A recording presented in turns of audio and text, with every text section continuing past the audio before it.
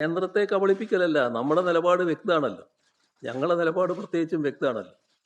കാരണം ഈ പറയുന്ന പുതിയ വിദ്യാഭ്യാസ നയത്തിൻ്റെ ഭാഗമായി നമ്മുടെ പാഠഭാഗങ്ങൾ എങ്ങനെ വേണം എന്നതിനെ സംബന്ധിച്ച് കേന്ദ്ര ഗവൺമെൻറ്റിന് വ്യക്തമായ ധാരണയുണ്ടല്ലോ, നിർദ്ദേശങ്ങളും ഉണ്ടല്ലോ. അതിൻ്റെ ഭാഗമായി അവർ ഒഴിവാക്കണം എന്ന് പറഞ്ഞ ഭാഗങ്ങൾ ഒഴിവാക്കാത്ത ഏക സംസ്ഥാനം കേരളമാണ്. ഇത് പഴയ LDF സർക്കാരിൻ്റെ കാലത്താണ്. ആ ഭാഗങ്ങൾ അതേപോലെ പഠിപ്പിക്കാൻ തയ്യാറായ സംസ്ഥാനമാണ് കേരളം. അപ്പോൾ ആ നയങ്ങളോട് തീർത്തും വ്യത്യസ്തമായ നിലപാട് നേരത്തെ മുതൽ തന്നെ സ്വീകരിച്ചു വന്നിട്ടുണ്ട്. ആ നയം നടപ്പാക്കാൻ നമ്മളില്ല എന്നും വ്യക്തമാക്കിയിട്ടുണ്ട്. പക്ഷേ നമുക്കിവിടെ ഫണ്ട് ആവശ്യമുണ്ടായിരുന്നു. ഈ പറഞ്ഞതുപോലെ വിദ്യാഭ്യാസ രംഗത്ത് ധാരാളം ചെലവിടേണ്ട കാര്യങ്ങളുള്ളതുകൊണ്ട് ആ ചെലവിടുന്നതിനുള്ള ഫണ്ട് വേണമായിരുന്നു. അതിനുള്ള നടപടി എന്ന നിലക്കാണ് അന്ന് വിദ്യാഭ്യാസ വകുപ്പ് ആ നടപടിയിലേക്ക് നീങ്ങിയത്. പക്ഷേ LDF അത് അത്തരമൊരു നടപടിയിലേക്ക് നമ്മൾ നീങ്ങേണ്ടതില്ല എന്ന് കണ്ടു. അതിൻ്റെ ഭാഗമായി തന്നെയാണ് അത് മരവിപ്പിക്കാൻ നിലയെടുത്തത്. മരവിപ്പിച്ചതിന് ശേഷം പിന്നെ അനങ്ങിയില്ലല്ലോ, അതുമായി ബന്ധപ്പെട്ടൊരു കാര്യവും നടന്നിട്ടില്ലല്ലോ. അപ്പോൾ മരവിപ്പിച്ചതിന് ശേഷം PM-ശ്രീ പദ്ധതി എന്നത് ഇവിടെ കേരളത്തിൽ നടപ്പാകാത്ത അവസ്ഥ തന്നെയാണ്. നേരത്തെയുള്ള അതേ നിലയിൽ തന്നെ കിടക്കുകയാണ്. നേരത്തെയും ഈ ധാരണാപത്രം ഒപ്പിട്ടു എന്ന് പറയുമ്പോൾ അതിൻ്റെ ഭാഗമായി ചെയ്യേണ്ട കാര്യങ്ങളൊന്നും ചെയ്തിട്ടില്ല. PM-ശ്രീ പദ്ധതിയുമായി ബന്ധപ്പെട്ട ഒരു കാര്യവും ചെയ്തിട്ടില്ല. അപ്പോൾ ഇതല്ലേ നമ്മുടെ നാട്ടിൽ നടന്നിട്ടുള്ളത്. ഒപ്പിട്ടാൽ ഫണ്ട് തരാമെന്ന് പറയും, നമ്മൾ ഫണ്ടിന് വേണ്ടി ഒപ്പിടും. പക്ഷേ പദ്ധതി നടപ്പാക്കാനാണല്ലോ കേന്ദ്രം ഇത് ഒപ്പിടാൻ പറയും. അപ്പോൾ ഫണ്ട് കിട്ടിയ ശേഷം നമ്മൾ നടപ്പാക്കില്ല എന്ന് തീരുമാനിക്കും. അപ്പൊ അതൊരു കബളിപ്പിക്കലല്ലേ? അല്ല, ഞാൻ പറഞ്ഞത് നിങ്ങൾക്ക് മനസ്സിലായില്ലേ? PM-ശ്രീ പദ്ധതിയിലൂടെ അവർ നടപ്പാക്കാൻ ഉദ്ദേശിക്കുന്ന കാര്യങ്ങൾ ഈ രംഗത്തൂടെ നടപ്പാക്കലാണ്. അത് നടപ്പാക്കാൻ നമ്മളില്ല എന്നത് നേരത്തെ വ്യക്തമാക്കിയിട്ടുള്ള കാര്യമാണ്. വിദ്യാഭ്യാസ രംഗത്ത് ആകെ നടപ്പാക്കിയ കാര്യമാണ്. പിന്നെ നമ്മൾ കാണേണ്ട ഒരു കാര്യം, നമ്മൾ വിദ്യാഭ്യാസ സംരക്ഷണ യജ്ഞം 2016 LDF സർക്കാർ വന്നതിന് ശേഷം തുടങ്ങിയതാണല്ലോ. അതിൻ്റെ ഭാഗമായി നടത്തിയ പ്രവർത്തനങ്ങൾ നമ്മുടെ സ്കൂളുകൾ വലിയ തോതിൽ മെച്ചപ്പെട്ട അവസ്ഥയിലാണ്.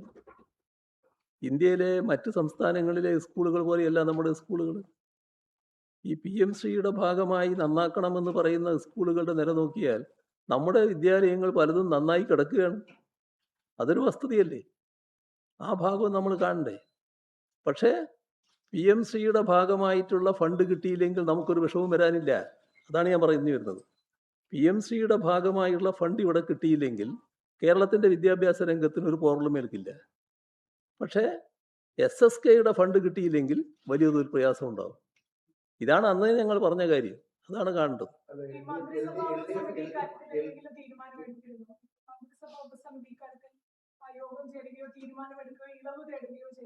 മന്ത്രിസഭാ ഉപസമിതി ഇതിന്റെ മറ്റ് വിശദാംശങ്ങൾ പഠിക്കുമെന്നല്ലേ പറഞ്ഞത്? അത് നടപ്പാക്കേണ്ട വിശദാംശങ്ങളല്ലേ, അതിന്റെ കാര്യങ്ങളിലേക്ക് പിന്നെ പോയിട്ടില്ല. മാത്രമല്ല, ഒരു ഇളവ് തേടാൻ പോലും അന്നത്തെ സംസ്ഥാന സർക്കാർ തയ്യാറായില്ല. ഈ പദ്ധതിയിൽ നിന്നും പിന്മാറണമെങ്കിൽ ആ തീരുമാനമെടുക്കേണ്ടത് മാനദണ്ഡപ്രകാരം കേന്ദ്ര സർക്കാരാണ്. അല്ലെങ്കിൽ ഇത്തരത്തിലുള്ള ഇളവുകൾ തേടി അത്തരം ഒരു തുടർ ചർച്ചയ്ക്ക് വേണമെങ്കിൽ സംസ്ഥാനത്തിന് ശ്രമിക്കാം. ഇതൊന്നും ചെയ്തില്ല എന്നൊരു ആക്ഷേപമാണ് ഇപ്പോൾ UDF. അതല്ലേ ഞാൻ പറഞ്ഞത്, അതൊക്കെ വിദണ്ഡവാദങ്ങളാണ്. നമ്മുടെ ഒരു സംസ്ഥാനത്ത് നടപ്പാക്കേണ്ടതില്ല എന്ന് തീരുമാനിച്ചാൽ ഏത് ഘട്ടത്തിലും ആ സർക്കാർ നടപ്പാക്കാതിരിക്കാം. ഇവിടെ PM-ശ്രീ നടപ്പാക്കുന്നതുമായി ബന്ധപ്പെട്ട ഒരു കാര്യവും നടന്നിട്ടില്ല. PM-ശ്രീ പദ്ധതി നടപ്പാക്കുന്നതുമായി ബന്ധപ്പെട്ട ഒരു നിർദ്ദേശങ്ങളും ഇവിടെ നമ്മുടെ മുന്നിലില്ല. അപ്പോൾ PM-ശ്രീ പദ്ധതി നടപ്പാക്കണമെങ്കിൽ ഇനി പുതിയ നിർദ്ദേശങ്ങൾ കൊടുക്കണം. ആ പുതിയ നിർദ്ദേശങ്ങൾ കൊടുക്കുന്നതിനാണ് ഇപ്പോൾ UDF ഗവൺമെൻറ് ആലോചിച്ചുകൊണ്ടിരിക്കുന്നത്. ആ പുതിയ നിർദ്ദേശങ്ങൾ എന്തിനാണ് കൊടുക്കുന്നത്? PM-ശ്രീ പദ്ധതി നടപ്പാക്കാൻ തയ്യാറില്ലെങ്കിൽ ഒരു നിർദ്ദേശം കൊടുക്കാതിരുന്നാൽ പോരെ? ഞങ്ങൾ നിർദ്ദേശം തരാൻ തയ്യാറില്ല എന്ന് പറഞ്ഞാൽ പോരെ? ഇപ്പം വേറൊരു ഉദാഹരണം ഞാൻ പറഞ്ഞല്ലോ, പഞ്ചാബിൻ്റെത്. അതൊരു അനുഭവമല്ലേ രാജ്യത്തിന് മുന്നിലുള്ളത്? നടപ്പാക്കിയ സ്ഥലത്ത് തന്നെ പിന്നെ ഞങ്ങൾ നടപ്പാക്കുന്നില്ല എന്ന നിലപാടെടുത്തതല്ലേ? അതാണ് കാണേണ്ടത്.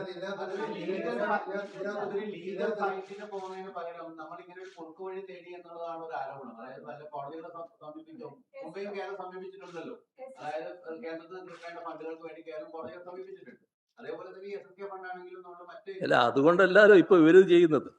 ഇവരീ പറഞ്ഞതിൽ നിന്നെല്ലാം വിരുദ്ധമായി എന്തുകൊണ്ട് പോകുന്നു? അതല്ലേ നോക്കേണ്ടത്. എന്തിനാണ് ഇത് നടപ്പാക്കണമെന്ന് അവർക്ക് ഇത്ര നിർബന്ധം? പദ്ധതിയിൽ ഒപ്പുവെച്ചത് എന്നാണ് ചോദിക്കുന്നത്. രാഷ്ട്രീയമായ ചോദ്യമാണ് അവർ ചോദിക്കുന്നത്. അതിനകത്ത് നമുക്ക് എന്താണ് വ്യക്തമായി മറുപടി? ഏതാണ്? SSK ഫണ്ടിനാണെങ്കിൽ നിയമപരമായി മുന്നോട്ട് പോകാമായിരുന്നില്ലേ? എന്തിനാണ് PM ശ്രീ എന്ന അല്ല, നിങ്ങൾ എന്തിനാണ് ഇപ്പം PM ശ്രീ പദ്ധതി നടപ്പാക്കാൻ ഇത്ര ധൃതിപ്പെടുന്നത്? PM ശ്രീ പദ്ധതി നടപ്പാക്കേണ്ട കാര്യം ഇപ്പൊ ഇല്ലാലോ, ഇപ്പൊ നടപ്പാകുന്നില്ലാലോ. ഇപ്പൊ നടപ്പാകണമെങ്കിൽ നിങ്ങൾ ചെയ്യേണ്ട കുറെ കാര്യങ്ങളുണ്ട്. ആ കാര്യങ്ങൾ ചെയ്താൽ മാത്രമേ നടപ്പാകൂ. എന്തിനാണ് അതിന് പോകുന്നത്? ഇപ്പൊ ഉള്ളെടുത്ത് കടന്നാൽ പോരെ? PM ശ്രീ പദ്ധതി നടപ്പാകില്ലാലോ. ഇപ്പൊ ഉള്ളെടുത്ത് കടന്നാൽ PM ശ്രീ പദ്ധതി നടപ്പാകില്ലാലോ.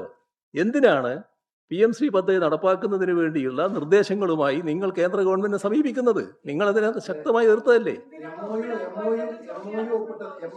MOU ഒപ്പിട്ടത് കേരളമാണ്. അപ്പം MOU ഒപ്പിട്ട ശേഷം നമ്മളിപ്പോൾ പറഞ്ഞു LDF ഇപ്പോഴത്തെ വാദം MOU റദ്ദാക്കി ധാരണാപത്രത്തെ പിന്മാറി, അതുകൊണ്ട് മുന്നോട്ട് പോകേണ്ടതുണ്ട്. പക്ഷെ ആ MOU തന്നെ പറയുന്നത് ഇതിന് പിന്മാറാനുള്ള റൈറ്റ് കേന്ദ്ര സർക്കാരിന് മാത്രമേ ഉള്ളൂ, സ്റ്റേറ്റിന് റൈറ്റ് ഇല്ല. അപ്പൊ നമ്മൾ പിന്മാറി എന്ന് പറയുന്നത് ടെക്നിക്കലി പിന്മാറി എന്ന് പറഞ്ഞാൽ പോലും അത് ആ പ്രൊസീജിയറോടെ കിടക്കുകയാണ്. അതാണ് UDF പറയുന്നത്.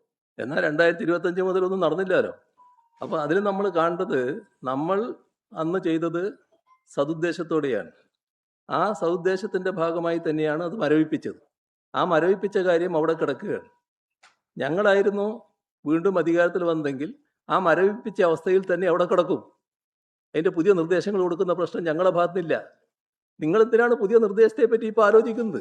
എന്തിനാണ് നടപ്പാക്കാനുള്ള നിർദ്ദേശങ്ങളുമായിട്ട് കേന്ദ്ര ഗവൺമെന്റ് സമീപിക്കുന്നത്? അപ്പോൾ മാത്രമേ നടപ്പാക്കാനാവൂ.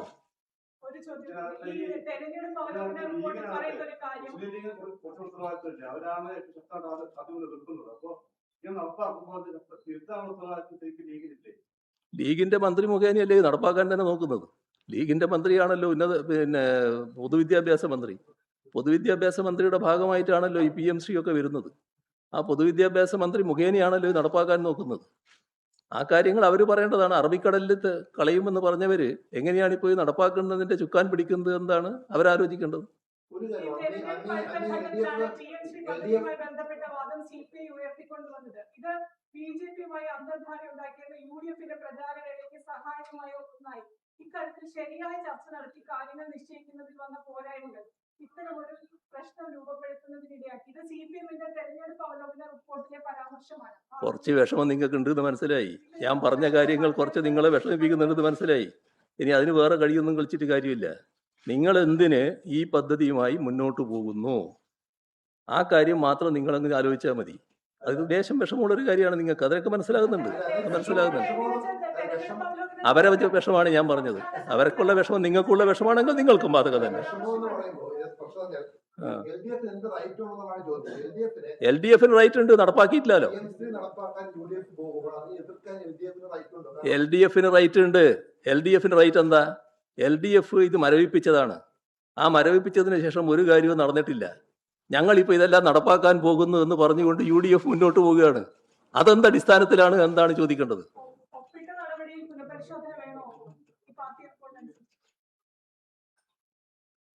പ്രശ്നം പറഞ്ഞു കഴിഞ്ഞാൽ ഘടകകക്ഷിയെ CPI-യെ പോലും ഇട്ടു നിർത്തി മന്ത്രിസഭ CPI-യോട് പറയാതെ CPM മുന്നേ എടുത്ത്, പ്രത്യേകിച്ച് അങ്ങ് മുന്നേ എടുത്ത് ഒപ്പിട്ടുന്ന ആക്ഷേപമാണ് അന്ന് പോലെ നിൽക്കുന്നത്. അപ്പൊ നമുക്ക് റൈറ്റ് ഉണ്ടോ UDF-നെ കുറ്റപ്പെടുത്താൻ എന്നാണ് ചോദ്യം. ഞാൻ പറഞ്ഞല്ലോ, അതിന് നിങ്ങൾക്കത് മനസ്സിലാകാത്തത് നിങ്ങളുടെ പ്രത്യേക വീക്ഷണം കൊണ്ടാണ്. മറ്റെല്ലാവർക്കും മനസ്സിലാകുന്നുണ്ട്. ഞാൻ എന്ത് ചെയ്യാൻ പറ്റും അതിന്? ഇപ്പൊ ഇത്ര സെറ്റായിട്ട് മഴ പെയ്തപ്പോൾ ഈ വൈദ്യുതി അപ്പുറത്തെ രീതിയിൽ ഒഴിവാക്കാൻ പറ്റുന്നതായിരുന്നു. അല്ല, ലോഡ് ഷെഡിങ്ങിന്റെ കാര്യത്തിൽ സർക്കാർ കുറച്ചുകൂടി ഗൗരവമായിട്ട് കാര്യങ്ങൾ ആലോചിക്കണം. ഇത് ഇന്നത്തെ ഘട്ടത്തിൽ അത് നടപ്പാക്കുന്നത് വലിയ പ്രയാസങ്ങൾ സൃഷ്ടിക്കുന്നുണ്ട്. പ്രത്യേകിച്ച് ആളുകൾക്ക് വല്ലാത്ത വികാരങ്ങൾ ഉണ്ടാകുന്നുണ്ട്. അത് മനസ്സിലാക്കാൻ സർക്കാർ തയ്യാറാകണം. ഞാനൊരു മറ്റ് രാഷ്ട്രീയമായിട്ട് പറയുന്ന കാര്യമല്ല, ഇത് നാട്ടിൻ്റെ ഒരു പൊതുവികാരമാണ്. അത് മനസ്സിലാക്കി സർക്കാർ പ്രവർത്തിക്കാൻ തയ്യാറാകണമെന്നാണ് എനിക്കതിൽ അഭ്യർത്ഥിക്കാനുള്ളത്. ഈ ഗവർണർ വിളിച്ച യോഗത്തിൽ മുൻകൂട്ടി സർക്കാർ ഇടപെടുകയോ അക്കാര്യത്തിൽ നിർദ്ദേശം കൊടുക്കുകയും ചെയ്തില്ല. യോഗം നടന്നു, ഉന്നത ഉദ്യോഗസ്ഥരുടെ യോഗത്തിൽ പങ്കെടുക്കുകയും ചെയ്തു. പക്ഷേ ഇക്കാര്യത്തിൽ ആ ഉദ്യോഗസ്ഥർക്കെതിരെ സർക്കാർ നടപടി എടുക്കേണ്ടത് അഭിപ്രായം പറഞ്ഞിട്ടില്ല ഇതുവരെ മുഖ്യമന്ത്രി. അല്ല, ഇത്തരമൊരു യോഗം നടക്കുമ്പോൾ ആ യോഗം നടക്കുന്ന വിവരം കിട്ടിയാൽ തന്നെ അത്തരം യോഗത്തിൽ പങ്കെടുക്കാൻ പാടില്ല എന്ന നിലപാട് സാധാരണഗതിയിൽ സർക്കാരിന് സ്വീകരിക്കാവുന്നതാണ്. ആ നിലപാട് സ്വീകരിച്ചിട്ടുണ്ടോ? എന്തുകൊണ്ടാണ് അങ്ങനെ ഒരു നിലപാട് സ്വീകരിക്കാൻ പറ്റാതിരുന്നത്? അത്തരമൊരു യോഗത്തിന്റെ വിവരം കിട്ടിയാൽ അതിനോട് സ്വീകരിക്കേണ്ട സമീപനം എന്ത് എന്നത് നേരിട്ട് തന്നെ വ്യക്തമാക്കാവുന്നതാണ്. ഗവർണറുടെ അടുത്തും അറിയിക്കാവുന്നതാണ്, ഉദ്യോഗസ്ഥരെയും അറിയിക്കാവുന്നതാണ്. എന്തുകൊണ്ടാണ് അത്തരം കാര്യങ്ങളിൽ വ്യക്തമായ നിലപാട് സ്വീകരിക്കാതിരുന്നത്. അവിടെയാണ് ഈ പറയുന്ന ഒരു പ്രത്യേക വിധേയത്വത്തിൻ്റെ പ്രശ്നം വരുന്നത്. അത് നമ്മുടെ നാടിന് ചേർന്നതല്ല, നമ്മുടെ നാടിൻ്റെ മതനിരപേക്ഷതയ്ക്ക് ചേർന്നതല്ല. ആ കാര്യം ഗൗരവമായി തന്നെ ഗവൺമെൻറ് കാണേണ്ടതായിട്ടുണ്ട്. RSS പരിപാടിയിൽ പങ്കെടുത്ത VC-മാർ മാപ്പ് പറയണമെന്ന് CM പറഞ്ഞു കഴിഞ്ഞു. കഴിഞ്ഞ തവണ അത് സംസാരിച്ച മുഖ്യമന്ത്രി ഒന്നും പ്രതികരിച്ചില്ലെന്ന് പറഞ്ഞത്. CM പറയുന്നത് കേരള ഗവൺമെൻറ് അന്ന് ശക്തമായി പ്രതികരിച്ചതാണ്. ഗവൺമെൻറ് ഒരു ഘട്ടത്തിലും അനങ്ങാതെ നിന്നിട്ടില്ല, ശക്തമായി പ്രതികരിച്ചിട്ടുണ്ട്. ഇത് ഞാൻ പറഞ്ഞതിന് ശേഷമാണല്ലോ പ്രതികരണം തന്നെ വരുന്നത്. അത് നിങ്ങൾ നോട്ട് ചെയ്തിനോ എന്നറിയില്ല. ഈ വൈദ്യുതി പ്രതിസന്ധി 30 വരെ എന്തായാലും തീർച്ചയായിട്ടും ഒരു റെസ്ട്രിക്ഷൻ വേണ്ടി വരുന്ന വൈദ്യുതി പറയുന്നത് അത്ര മോശമായ സ്ഥിതിയിലായിരുന്നു ശരിക്കും നമ്മുടെ പവർ സെക്ടർ ഉണ്ടായിരുന്നത്. പവർ സെക്ടർ അത്രമാത്രം അപകടസ്ഥിതിയിലാണെന്ന് എനിക്ക് തോന്നുന്നില്ല. അത് കാര്യങ്ങൾ ഗവൺമെന്റ് വ്യക്തമാക്കേണ്ടതാണ് എന്താണെന്നുള്ളത്. പോളിറ്റ് ബ്യൂറോ എന്ന കാര്യം ചോദിക്കുകയാണ്. മലപ്പുറത്ത് നടന്ന EMS-മായി ബന്ധപ്പെട്ട ഒരു അനുസ്മരണ പരിപാടിയിൽ ജനറൽ സെക്രട്ടറി പറഞ്ഞൊരു പ്രധാനപ്പെട്ട പ്രസംഗം സമൂഹ മാധ്യമങ്ങളിലെല്ലാം ഉണ്ട്. PK ശർമ്മയെ സ്ഥാനാർത്ഥിയാക്കിയതിൽ സംസ്ഥാന സെക്രട്ടറി ആയിരുന്ന MP ഗോവിന്ദൻ ഔചിത്യം കാണിക്കണമായിരുന്നു എന്നൊരു പരാമർശം ജനറൽ സെക്രട്ടറി പുറത്ത് ഉണ്ടായിട്ടുണ്ട്. അതിന് വിലയിരുത്തൽ സ്റ്റേറ്റ് കമ്മിറ്റി നടത്തിയിട്ടുണ്ട്. തെരഞ്ഞെടുപ്പുമായി ബന്ധപ്പെട്ട് വിശദമായ പരിശോധനയാണ് ഞങ്ങൾ നടത്തിയത്. ഞങ്ങൾ സാധാരണഗതിയിൽ ഈ തെരഞ്ഞെടുപ്പിൽ വിജയിച്ചു വരുമെന്ന് കണക്കാക്കിയതാണല്ലോ. പക്ഷേ പരാജയമാണ് ഞങ്ങൾക്ക് ഏറ്റുവാങ്ങേണ്ടി വന്നത്. ആ പരാജയം അംഗീകരിച്ചുകൊണ്ട് അതിനുള്ള കാരണങ്ങൾ വിശദമായി പരിശോധിക്കുകയാണ് ഞങ്ങൾ ചെയ്തത്. ആ പരിശോധനയിൽ എല്ലാ വിശദാംശങ്ങളിലേക്കും പോയിട്ടുണ്ട്. പക്ഷേ ആ പരിശോധനയുടെ ഭാഗമായി ഇത്തരത്തിൽ ഒരു വ്യക്തിപരമായ വീഴ്ച സംഭവിച്ചു എന്ന വിലയിരുത്തൽ ഉണ്ടായിട്ടില്ല. ഈ അനധികൃതമായിട്ടുള്ള സ്ഥലമാറ്റം സംബന്ധിച്ച് ആരോഗ്യവകുപ്പ്, പോലീസിൽ, ഇപ്പോൾ ഫയർഫോഴ്സിലും അങ്ങനെ ഈ മാനദണ്ഡങ്ങളൊന്നും പാലിക്കാതെ ഉത്തരവ് വന്നിട്ടുണ്ട്, കരടാണ് വന്നിട്ടുള്ളത്. 2017 ഇത് സംബന്ധിച്ച് വ്യക്തമായ മാനദണ്ഡം കഴിഞ്ഞ സർക്കാർ കൊണ്ടുവരുന്നു. ആ മാനദണ്ഡം പൂർണ്ണമായി ലംഘിച്ചുകൊണ്ടാണ് ഇപ്പോൾ ഫയർഫോഴ്സിലും വന്നത്. ശ്രദ്ധയിൽപ്പെട്ടിട്ടുണ്ടായിരുന്നു ഇങ്ങനെയുള്ള ഇത് കഴിഞ്ഞ തവണ തന്നെ പറഞ്ഞ കാര്യമാണ്. നമ്മുടെ സ്ഥലം മാറ്റങ്ങളുടെ കാര്യത്തിൽ കൃത്യമായി മാനദണ്ഡങ്ങൾ പാലിച്ച് നടത്തുക എന്നുള്ളതാണ് നമ്മുടെ സംസ്ഥാനത്ത് സ്വീകരിച്ചു വരുന്ന നടപടി. അതിൽ നിന്ന് വ്യത്യസ്തമായി കാര്യങ്ങൾ നീങ്ങുകയാണ്. അതാണ് ഗവൺമെൻറ് യഥാർത്ഥത്തിൽ അധികാരമേൽക്കുന്നതിന് മുൻപ് തന്നെ ഭൂരിപക്ഷം ഇപ്പോഴത്തെ ഗവൺമെൻറ്റിന് കിട്ടിയെന്ന് വന്നപ്പോൾ തന്നെ ചില നീക്കങ്ങൾ ഉണ്ടായത്.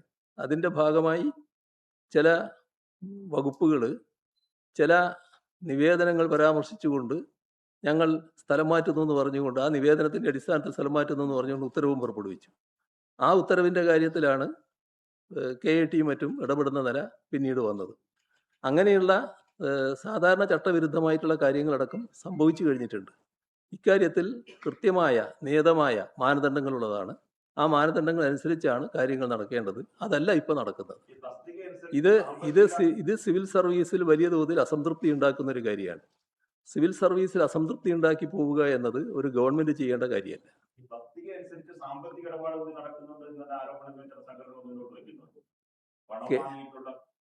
കേരളത്തിൽ മുൻപൊരു കാലത്ത് ഇതെല്ലാം നടന്നിരുന്നു. കഴിഞ്ഞൊരു ദശാബ്ദക്കാലമായിട്ട് ഏതെങ്കിലും തസ്തികയുടെ കാര്യത്തിലോ എവിടെയെങ്കിലും സ്ഥലമാറ്റത്തിൻ്റെ കാര്യത്തിലോ അങ്ങനെയുള്ള ഒരു ആക്ഷേപവും ഇവിടുന്ന് ഉയർന്നിരുന്നില്ല. അത്തരത്തിൽ സുതാര്യമായി കാര്യങ്ങൾ നടക്കുന്നൊരു നാടായി നമ്മുടെ നാട് മാറിയിട്ടുണ്ട്. അതിനെ തിരിച്ചു പോകാതിരിക്കാൻ അല്ലെങ്കിൽ തിരിച്ചു പോക്കാതിരിക്കാൻ ഉള്ള ജാഗ്രത സർക്കാർ കാണിക്കേണ്ടതാണ്. ബജറ്റ് വരട്ടെ, നമുക്ക് അതിന് ശേഷം കാണാം. അല്ല, ബജറ്റ് വരട്ടെ, അതിന് മുമ്പിൽ തന്നെ നമ്മളൊരു കാര്യം പറയണ്ടല്ലോ. ബജറ്റ് വരട്ടെ, അതിന് ശേഷം കാണാം. ഒരു കേരളം കെട്ടവർ നാട് ഭരിക്കുന്നത് കൊണ്ടാണ് നിപ്പ ഉൾപ്പെടെയുള്ള പകർച്ചവ്യാധികൾ നാട്ടിൽ വ്യാപകമാകുന്നതെന്ന് ഒരു നേതാവ് പറഞ്ഞിട്ടുണ്ട്. അദ്ദേഹം സംസ്ഥാനത്തിന്റെ ആരോഗ്യമന്ത്രിയാണ്. അവരുടെ കയ്യിൽ നിൽക്കുന്നില്ല ഈ പകർച്ചവ്യാധി പ്രതിരോധം. അതൊക്കെയാണല്ലോ കഴിഞ്ഞ തവണ ഞാൻ പറഞ്ഞത്. വീണ്ടും അത് ആവർത്തിക്കേണ്ട കാര്യമില്ലല്ലോ. അങ്ങനെയൊരു ഈ മന്ത്രിയാര്, കക്ഷിയാര്, ഗവൺമെന്റ് ആര് എന്നൊന്നും നോക്കിയിട്ടല്ല പകർച്ചവ്യാധി വരുന്നത് എന്ന് ഈ ചുരുക്കിയ ദിവസങ്ങൾ കൊണ്ട് തന്നെ, ഒരു മാസമായി, ഒരു മാസക്കാലാവുകയാണ്, ഈ ഒരു മാസക്കാലം കൊണ്ട് തന്നെ അദ്ദേഹത്തിനും ബോധ്യമായി കഴിഞ്ഞിട്ടുണ്ടാവും. അതാണ് കഴിഞ്ഞ തവണ ഞാൻ പറഞ്ഞത്. അത് തന്നെയാണ് ഇപ്പോഴും എനിക്ക് ആവർത്തിക്കാനുള്ളത്. അപ്പോൾ നമുക്കിവിടെ നിർത്താം അല്ലേ?